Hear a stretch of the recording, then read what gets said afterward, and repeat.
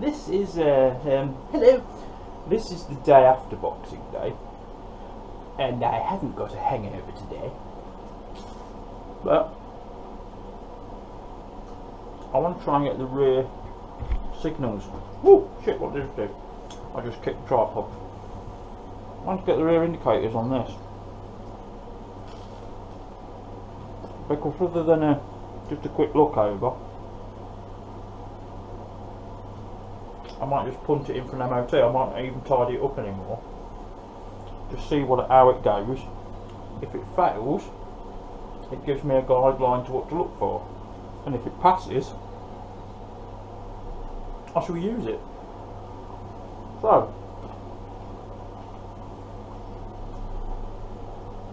I took the rack off the back, 4 bolts. That was easy enough. And I'm not sure how this back end comes apart. It's very professional talking while they're meeting. But I'm going to take the rear light lens out, because this little bit looks like it comes apart. And I've literally only got to get to the original plugs for the indicators. Just by the looks of it, they just push in on rubber fittings. So I might just take this splash guard off, see what room I've got behind the fuel tank. There's some 8mm bolts there, but that middle section looks like it pops out. So I'm going to finish my toast and then I'll get cracking. Highly unprofessional, I'm just finishing my toast. But you know, you like to be a bit warts and all. There you go, you should be able to see what I'm doing. And you can tell me what I'm doing if you like, because I ain't got a clue. Right. First thing, that's back light lens off, which is 2 Phillips screws. And I've got the wrong fucking screw there. Yeah, I have. Too big. I replaced the tail light the other day. But one of the screws is a bit shit, so I might replace it. Trouble is,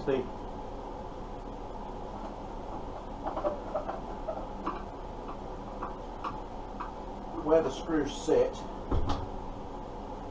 they catch water and the screws just rust, and it rusts the head out of the screws. So I may just replace them. And I think they're a bit of a funny thread actually. I don't think they're like a metric or anything. They're like, what? I don't know, might be wrong. They're like that. Focus, you fuck. And you can see how the head goes. This is the better of the two. But I'm wondering. No, I don't think that's a metric thread. I don't know, might be wrong. Wonder if I could replace it with a small Allen or something like that.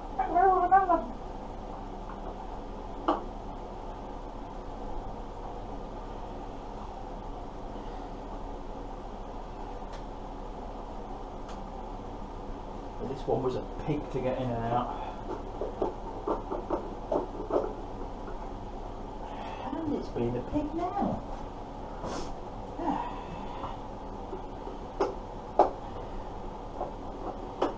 It's alright having an overhead light, but if you're working sort of anywhere but overhead,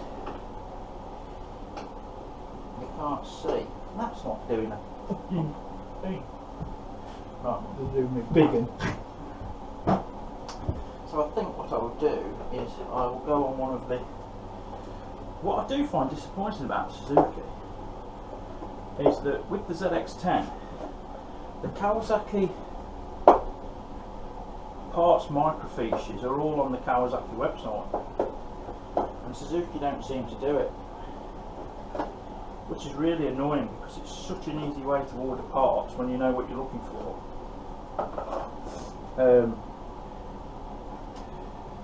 It's just super easy, but instead I've been using some of the European parts sites, you know, like what they're called, CNMSL or whatever. I can't remember what they're actually called.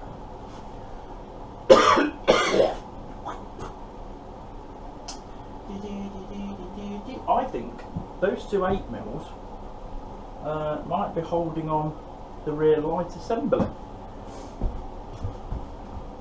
But I might be wrong. I'm just going to go behind you and get an 8mm socket. Just in case you're worried where I am. Are you missing me? I'll be right there.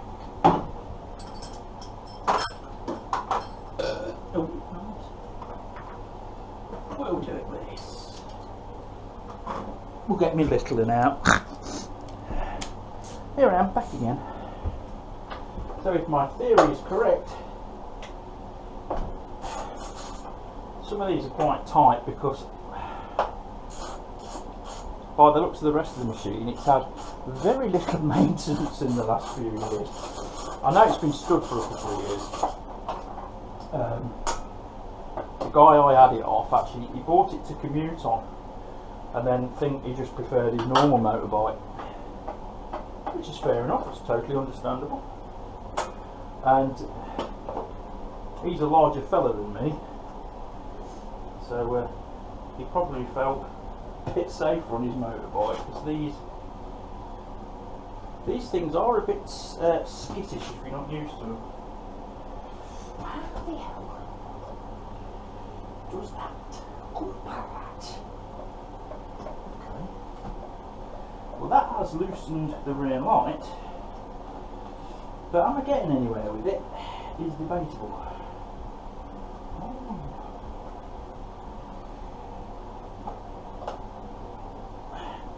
You've got to be so careful with bodywork, especially as the bike's getting older, because you know how brittle they get. But surely this just clips together.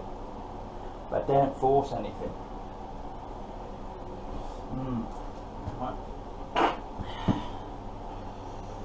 I enjoyed that. I'm not bothered if you didn't. That doesn't feel like it's actually attached anywhere else. Come on, let me go and get a little torch and see if I can see up there. I'm going to pause you for 1 second.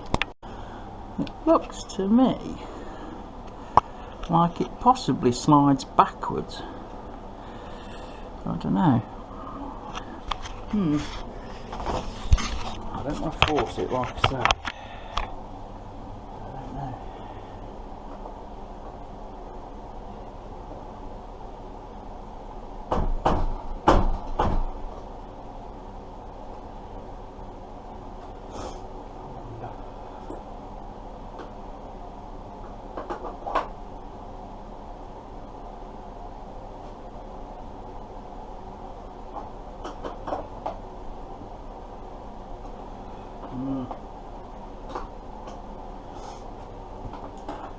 Feel it actually bending the bodywork. What I might actually do, take these outer screws out and see if I can get this whole side piece off, and we'll see.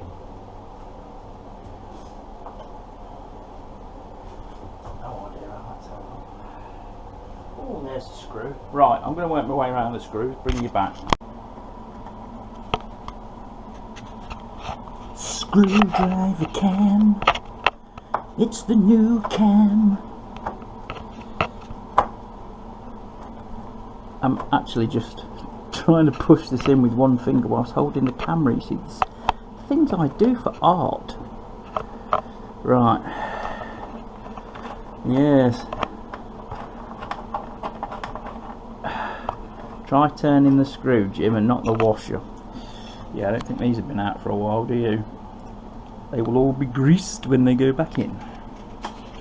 So, right, we've got that one, we've got that one. I think there's one there, I think there's one there. And I think we need to those out as well. I'm not sure. So right, I'll crack on. Right, I've got all the bodywork screws out for this, and I've just took this rack mount bolt out, and it turns out it bolts the top of the suspension, so that quickly went back in again. I think actually what I've got to do to get access to everything, I haven't really given this a good tug yet. Which is unusual, James, because you know. So this is all loose, but it all sort of slots together as well. and it's remembering which direction everything slots in. I've had this off, that off before, because I cleaned out the fuel injection, which I didn't film. So it's just a matter of working out how it does it. This is the fuel tank up here. It's absolutely brim full, and I think it's supposed to hold something like 2 gallons, but that does not look like a 2-gallon tank to me. I reckon it holds less, but I have got the handbook, so I'll have a look. But yeah, everything's off from round here. I can't see any more screws around here. That one's out, that one's out. So yeah, it's just, I'm learning as I go along with this, and that's part of it I really enjoy as well. But yeah, I'll carry on, and when I've discovered how to do it, I'll bring you back.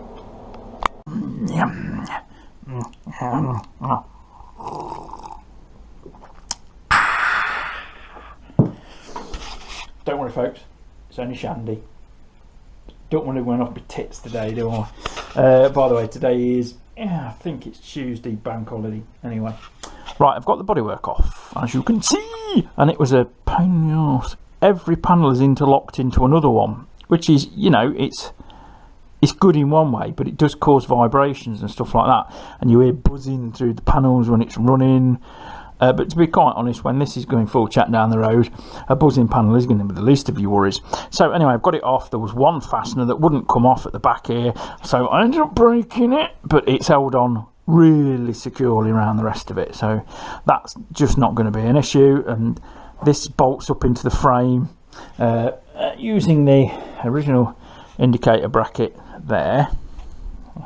Oh yes. And I bought from the Bay of E, these are original Suzuki FL125 marked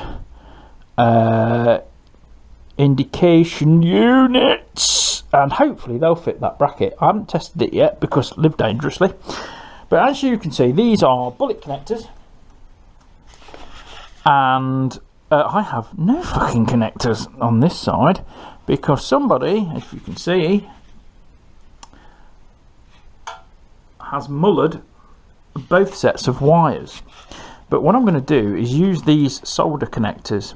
They work like heat shrink, but they've got a solder ring in the middle, and they've got little O-rings on, so they seal out the weather and they solder the wires together. They're very strong.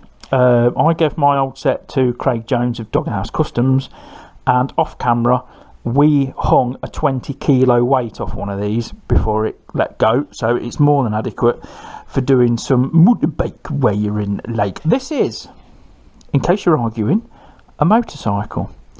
It may have what they call an underbone chassis to give it a step through style, but it's geared. So it's geared, it doesn't have pedals, it's a motorcycle. But funnily enough, if it was automatic with a footboard, it'd be a scooter. That's the difference. This has got foot pegs, proper rear brake. It's a motorcycle. It's probably not what we in Western Europe or the Western world call a motorcycle. It's a different design. Lots of hand action. But it is classed as a motorcycle. It's a 125, 9 horsepower. So there you go. Argument's over. You can call it a scooter all you like. I know better. But yeah, you're going to take the piss anyway. Wouldn't be as else, would it? Right, so that's what I'm going to do. I'm going to chop off the bullet connectors, because I've got, I think, more than enough wiring on the indicators to come back up. It's got to come back up through here. This is where the wiring lives, in the back. I think that might even be an indicator relay. I don't actually know, but it's something. I've got no idea what it is. I'll admit it. I've got no idea. Anyway, it doesn't matter. And I'll join the indicators to a little pigtail here, and use the original loom plugs, because then it's going to look super tidy. Bit of heat shrink on it, lots of swearing from me, and it'll be good to go. So that's what I'm going to crack on with. And what I'll probably do is I'll probably demonstrate one of those solder connectors. I think I've done it before, but I'll demonstrate one. You only need like a heat gun or a fag lighter, I don't like using naked flame near heat shrink, but a lot of people do. You know, do whatever you want to do. But yeah, I'm going to crack on with that and finish my shandy. So all you do is, it's shite light in here. Let's see, get on there. Just make sure both bits of wire inside that solder band. So no idea what you can see. Let's try that. The light's terrible in here. Make sure I've got the right wire as well. So solder band there.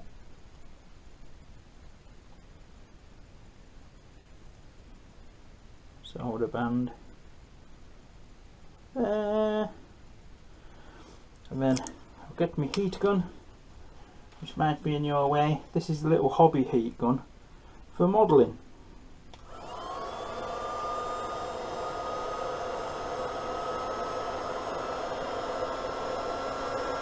I just like to do either end first.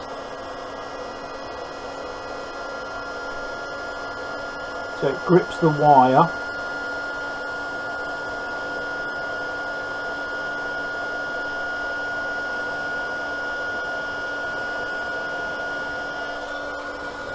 And then concentrate on the solder.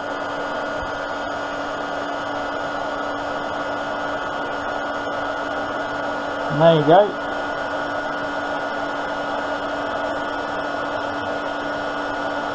That's the solder melted. Run it over again.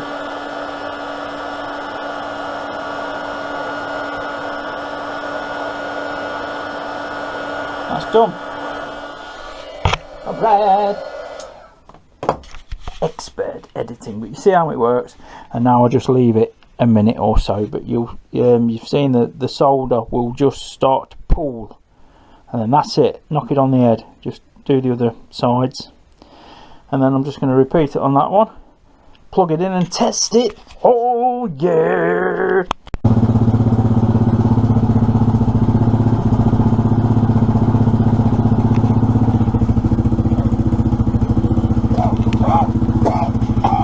Yes, it was all going swimmingly well, but can one spot the deliberate mistake? Entirely deliberate. I thought about it for weeks. That's right.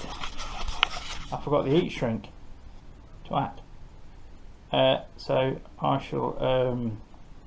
Well, I can put some on, but I can also just do it with tape. But I'll have a look and see what heat shrink I've got, and if I've got some to go over that plug, then we're good.